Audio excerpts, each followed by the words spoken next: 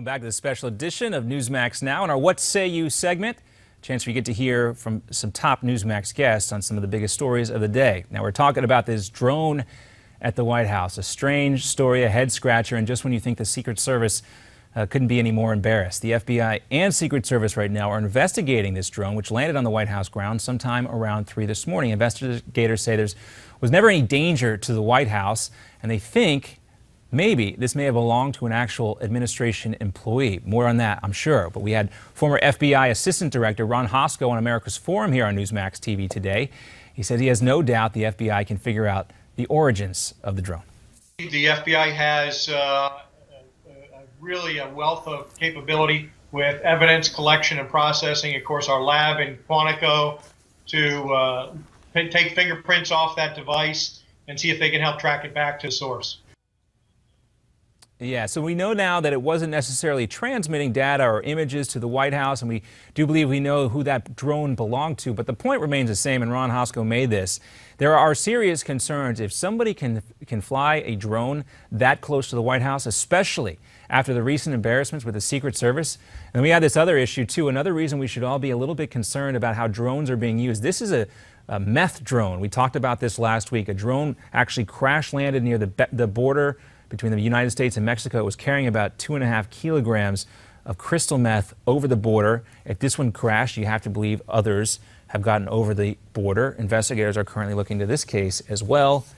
Some concerns about drones. Now, new data shows that from 2001 to 2013, there were only about 88 cases of the measles. But in 2014 alone, we've had nearly 650 cases. Part of the increase comes from parents who are refusing to vaccinate their children. But many cases stem from immigrants, both legal and illegal.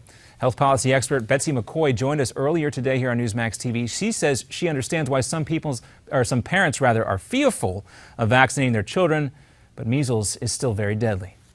In the case of measles, there is no evidence that this MMR vaccine is dangerous to children, but we know measles is really dangerous. 1 out of every 1,000 cases results in death. It is very concerning for a lot of parents out there. And of course, this is also reigniting that debate over vaxxers versus anti-vaxxers.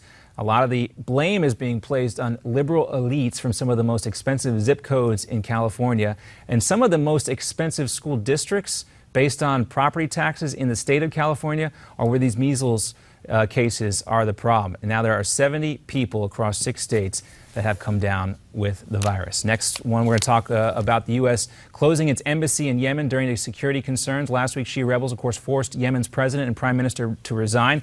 Today, we had former Congressman Pete Hoekstra, also former chairman of the House Intel Committee, talking about the issue. The president has not had a strategy to confront, contain, and ultimately defeat the threat from ISIS, ISIL, radical Islamists. And there you have it. There have been worries about the coup and will it cut short American operations in Yemen, giving even more access to al-Qaeda in the Arabian Peninsula to recruiting and other assets that they might find there. The State Department says that the embassy in the capital city of Sana'a will open again when things settle down a little bit, but still very concerning.